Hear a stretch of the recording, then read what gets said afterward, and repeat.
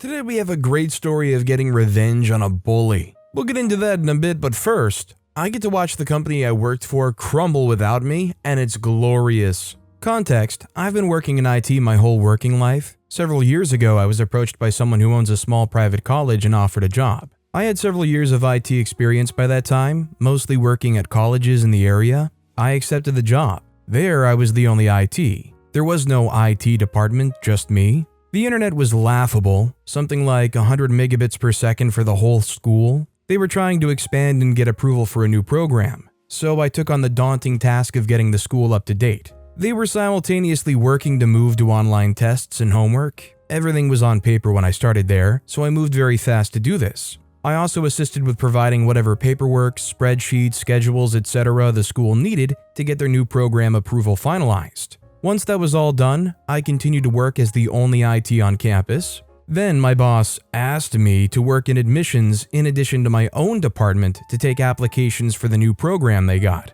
There were so many other jobs they gave me that I don't even remember them all. They needed about 6 people to do all of that work, but I did it. Fast forward to 2021, I decide I've had enough. I enroll in the program that I helped the school get, took their crazy entrance exam. It had something like a 10% pass rate, scored in the top 50 for that year. Then I quit my job. That place had become the worst job I'd ever worked at. The boss had no respect for anyone around them, and the office had like 6 or 7 people working in it, including me. I was constantly being accused of doing nothing all day when I was working. When I quit, they didn't hire anyone new to fill my position. They instead passed my work on to 3 other people who of course already had their own jobs to do. I watched them struggle for about a month before another one quit. Their work also just got dispersed among the remaining employees. That left 4 people working full-time in the office. One of them, the one who had the absolute most jobs out of everyone there, started no call, no showing at least once a week. Now, one of my favorite coworkers told me that she was just offered a new job with a 40% pay increase,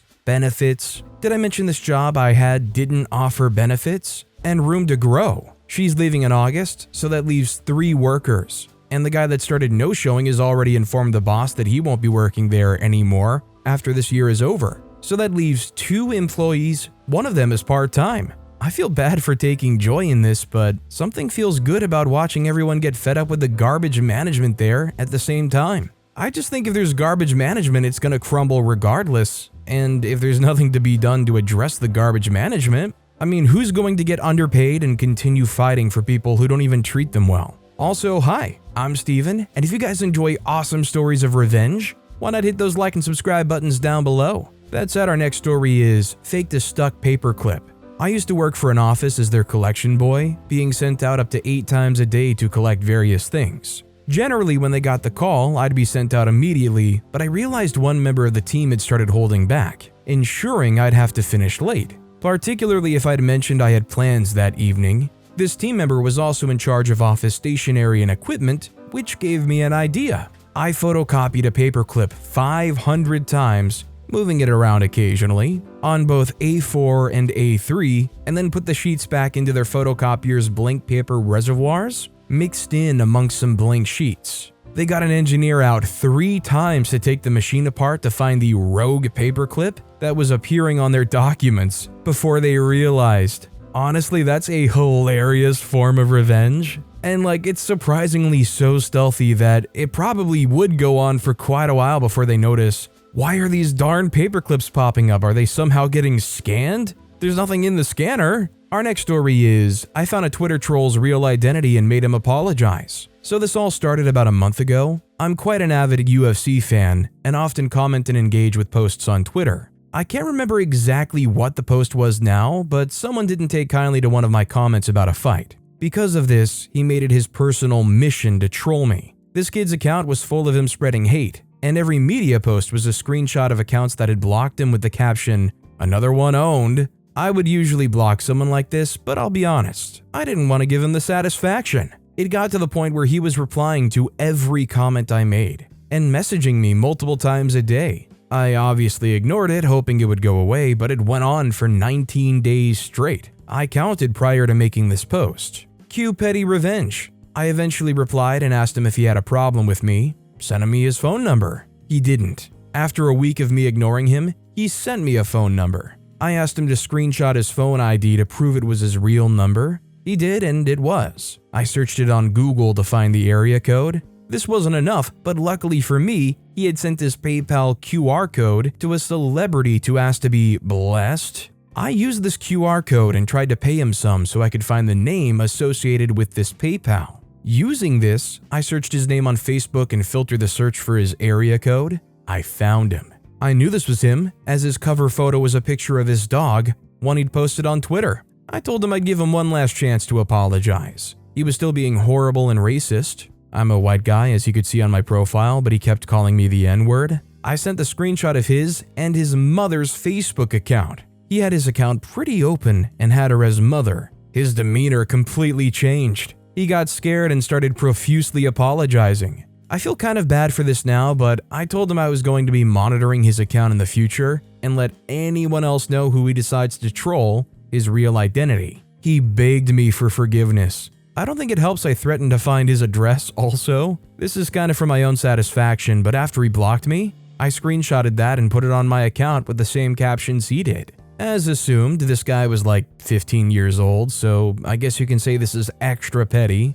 I feel like he got what he deserved. The end. So I appreciate that one person out of the ocean of people that are just willingly going and spouting some horrendous stuff and harassing people online, at least one of them had their eyes opened that they're a human being with their own life, and all of these other people are too. And surprise, not only does what you do affect all these other people, it can also very easily affect you as well. Our next story is, can I get a water cup? Back when I worked at a place that I oh so lovingly call McDeath because your soul dies working there, one of the few times a day that I could be petty was when I worked front counter in the lobby. We had a soda machine in the lobby where people could refill their cup. Many people would try to get around purchasing a soda for $1 by asking for a water cup. The thing is, at the time, our machine in the lobby didn't dispense water, only soda. So if someone asked for water, we would have to fill a small cup at the drive-thru soda machine which dispensed water. Don't ask me why it was like that because I wouldn't be able to tell you. The thing that ticked me off was that these people didn't buy food.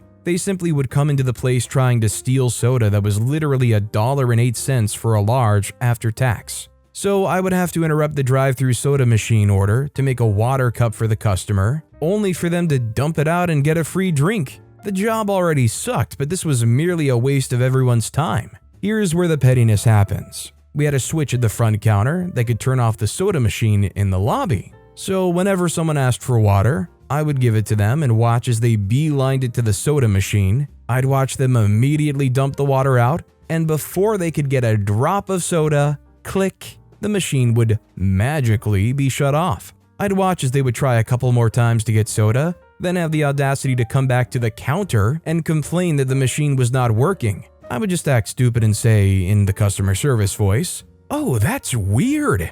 That machine doesn't dispense water anyways, but I'd be happy to refill it for you if you'd like." They would normally refuse and walk away grumbling. It was a small victory, but it felt so dang good watching these idiots think that they pulled one over on me, only to leave with nothing. Honestly, that's kinda smart. The only annoying thing would be like if they went to dump it out and there were multiple people at the soda machine. Obviously, you wouldn't be able to pull your revenge off in that situation. Is it too taboo to call out and say, "Hey, you didn't pay for a soda"? I mean, to be fair, if I was working at McDeath, I wouldn't care enough for that wage to call those people out on it. But I understand shutting the machine off because, hey, what else do you have to do in there? That's honestly some good entertainment as far as working at McDeath goes. Our next story is, don't want to chill with the leaf blower? Enjoy your 9 months of mariachi music.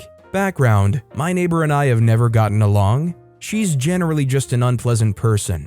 Loud, obnoxious, vulgar, etc. But to her credit, she does keep a very nice and tidy yard. This is an important detail. We also keep very different schedules. She works somewhere that she's often coming and going at 3 a.m. I know this because I get to hear her bass bumping loudly in her car when she leaves. I keep somewhat more conventional hours. She also gets going with her yard and housework very early in the morning often, involving her beloved leaf blower and again, very bass-heavy garage stereo. I've spoken with her a few times about it and gotten a terse sorry, but she's back at her hijinks shortly after. Last time we spoke was last year when she was running the leaf blower at 7 a.m. on Sunday, and when I asked her to stop, she just said, "I'll be done in just a minute, you can deal with it until then." Fast forward to last week and cue the petty revenge. We're doing some construction to put an extension on our house. It's a good-sized project and will take 9 months or so to finish. We also just got started. It's almost lunch, and the guys are in the background hammering and sawing away, and the boombox is blasting mariachi music. They're bantering and laughing away, which doesn't bother me one bit. They're good guys and I like the music. Knock, knock, knock on the door, and what to my wondering eyes should appear but my swamp witch neighbor. She looks a bit haggard, well, more so than usual anyways. "Hey, I'm trying to sleep over there. Any chance you can ask the workers to turn the radio down a bit? They'll be done in a few months. You can deal with it until then. Have a great day." Bonus, got a visit from code enforcement the next day. He checked and found the music didn't exceed limits. He also got a good laugh when I explained the situation to him and appreciated the anonymous tip about the unpermitted and dilapidated shed in her backyard. "Sorry, Jessica." "Not really." Oh, you gotta love the petty neighbor wars that go on. Nothing like slapping down a good bunch of money to get a place of your own, only to have some entitled, horrendous, non-caring jerk blasting God knows what music loud enough that you could probably get a noise complaint filed, and also being able to give it but not take it. Our next story is outmaneuvered narc father-in-law. Recently left the family farm that my spouse and I started, worked, and lived on for the past decade. My father-in-law was our business partner, who turns out had been doing funky things with the loans and property, in addition to being a horrible abusive person, and we had had enough. As part of the closing out process, my spouse signed a buyout agreement absolving him of debts, and stating he could never take legal action against his dad. I wasn't asked to sign anything. My father-in-law is a super fundamentalist evangelical pastor who literally views me as property of my spouse, and it didn't even occur to him to have me sign things. I had a small amount of unpaid wages from design work on the business logo and office-type work owed by the business, so I sent a simple business invoice to the farm office as part of my closing out process. My father-in-law lost it, refused to speak or address the issue with me, flew into a rage at my spouse and tried to blackmail him, and then ultimately sent an extremely aggressive letter from a business lawyer and another litigation attorney threatening criminal and civil charges that admittedly freaked me out at first, until I got a free consult from a local lawyer who laughed so hard when I showed him that letter and said he wouldn't let me hire him because it was so ridiculous and I had nothing to worry about. He gave me advice on a course of action and sent me on my way. I followed his advice, buried my father-in-law's attorneys in a 5 years worth of documentation proving my ownership of the logo and all the office work I did that had gone unpaid, submitted timelines and evidence of my father-in-law's aggressive behavior, and won a settlement for more than my original invoice without setting foot in court or going a penny out of pocket for a lawyer. My father-in-law not only had to pay the settlement, but has wasted thousands of dollars on multiple attorneys for an invoice he had to pay in full anyway. It will never make up for 10 years of abuse, but it does make me cackle a little every time I think about it. All I know is if I had to deal with a person like that, I feel like I'd be looking for any chance I could to get revenge against them as well, especially when you're literally owed dues. This next story is bullying neighbors get rats. I had a nasty neighbor. She bullies me, doesn't let me go through my own door, stands under my window making vile comments about me, etc., etc. I've barely ever spoken to her, and we've had no issues that I can think of. She's just a horrible, bullying, intimidating cow bag.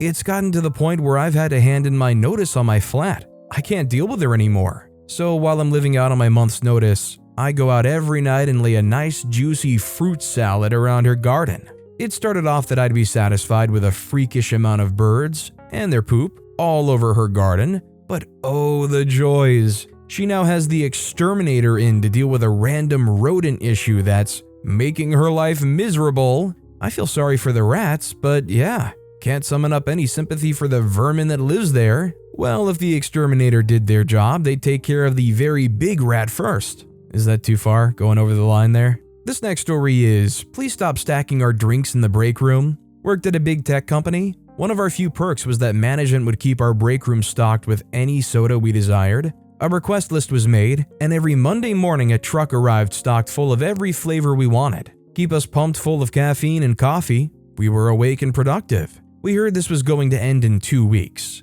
Being one of the hourly employees, I was there by 7:30 when the soda guy arrived. Upper echelons didn't start rolling in until 9:30, 10. We noted that all of them preferred a diet version of a popular drink, while we liked the non-deliciously sugared version. So one morning after Soda Guy left, we began to rearrange the delivered soda cases. These were 12 packs of cans arranged in little stacks by flavor. We arranged them like a Jenga tower with the diet flavors on the very bottom. As the break room wasn't used until around 10, not many had noticed a giant tower of soda stacked to the ceiling. Around noon, we got a company-wide email reading like, "Please stop stacking our drinks in the break room like a tower." One of the managers went in and resorted the cases as they were supposed to be. Laughs were had, and we abandoned further tower attempts. I really thought OP was going to say something about like how they were busy doing their work engrossed in some big document, when all of a sudden, boom, the Jenga tower fell over. Must have pulled the wrong piece.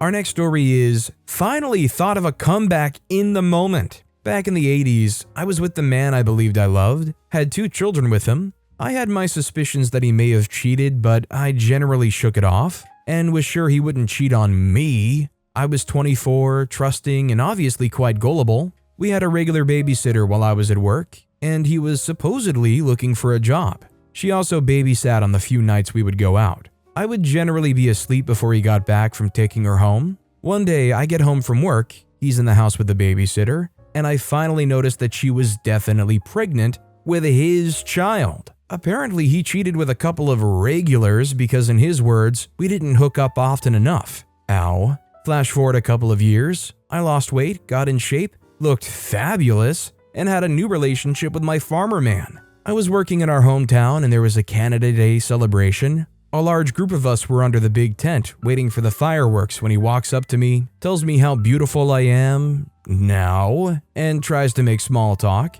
It degenerated quickly into snarky remarks from him in front of all these people. He looks me up and down and then says, "You know what? We probably could have worked if you would have just put out." For once I had a comeback. I said sweetly, "If you were any good, maybe I would have."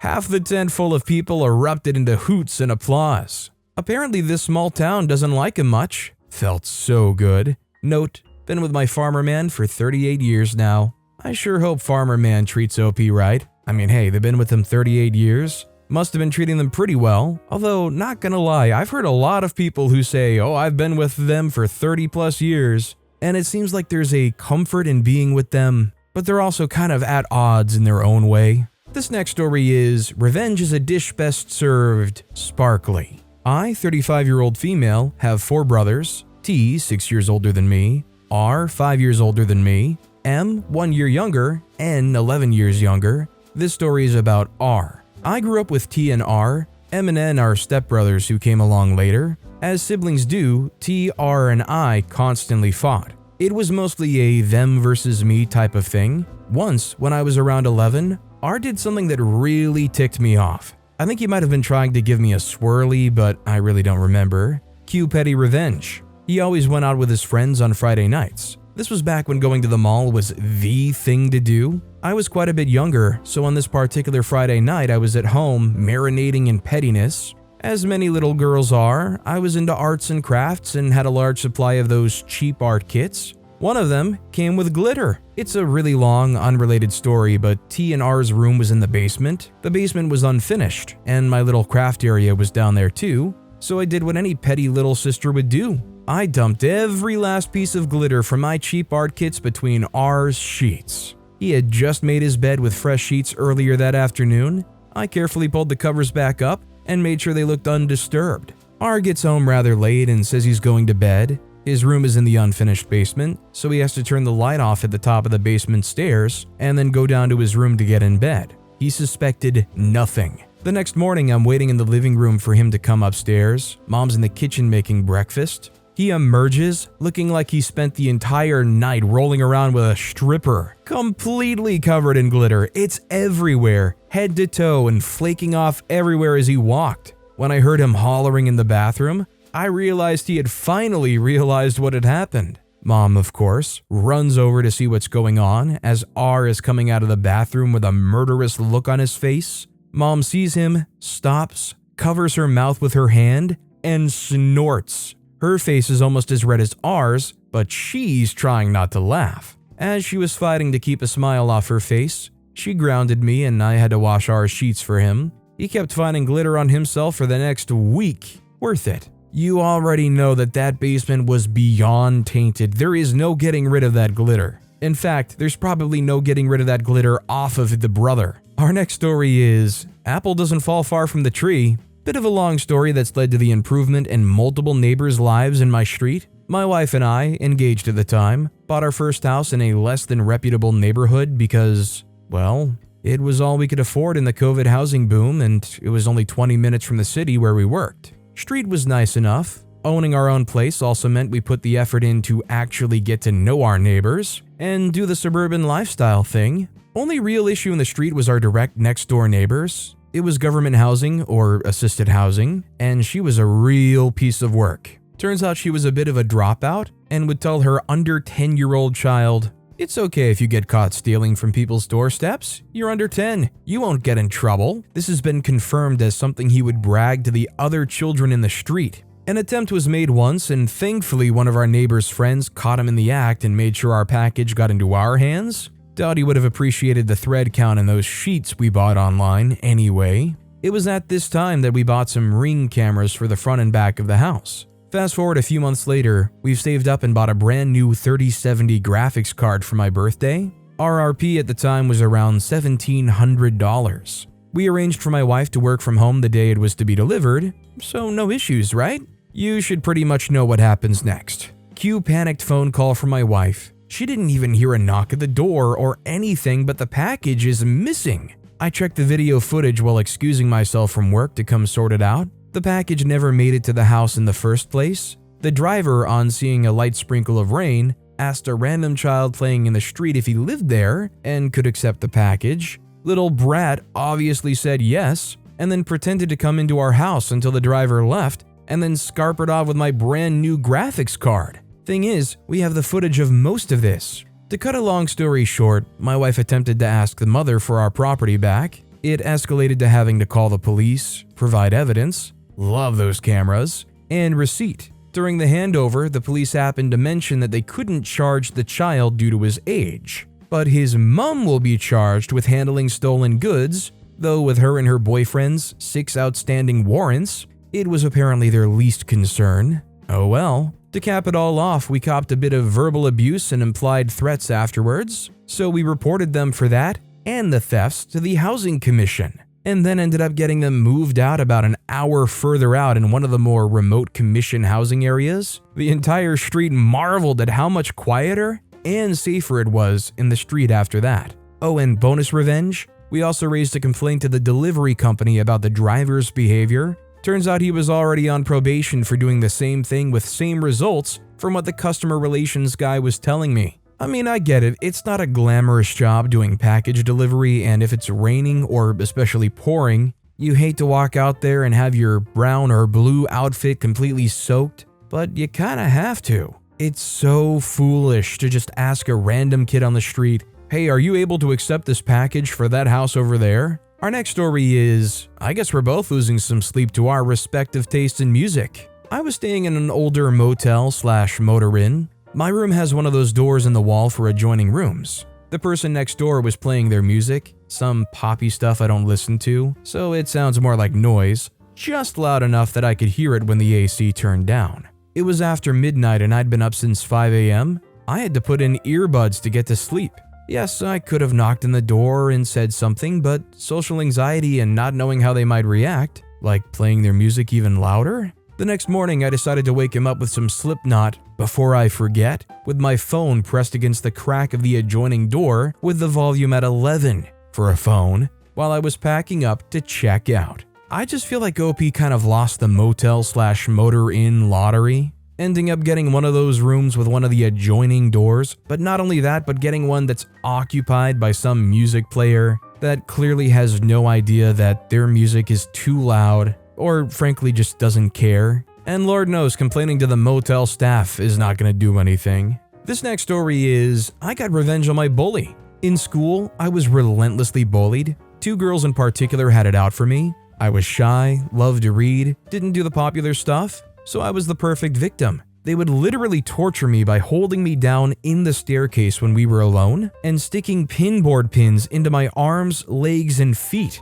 When I tried to tell teachers, they said I fell onto them as they were lying on the floor or I did it myself. It didn't help that one of them was the daughter of one of the teachers at the school. Well, I finally got my revenge. I went to try out a new ice cream shop, and lo and behold, one of the girls was serving the ice cream. I have multiple allergies including milk and gluten, of which the ice cream shop claimed to be cautious, so I ordered gluten and dairy-free ice cream and set my phone camera up to film the area where the ice cream was prepared, because I saw that the girl had recognized me and was certain she'd try something, and she did. I caught her on camera putting a spoonful of milk in the bottom of the bowl and crumbling the gluten-consisting wafers over everything, then camouflaging it with the last scoop of ice cream. She put it down in front of me and said, "I hope you enjoy it." I sweetly smiled at her and asked if she could get the owner of the shop because I wanted to thank her for being so welcoming to guests with allergies.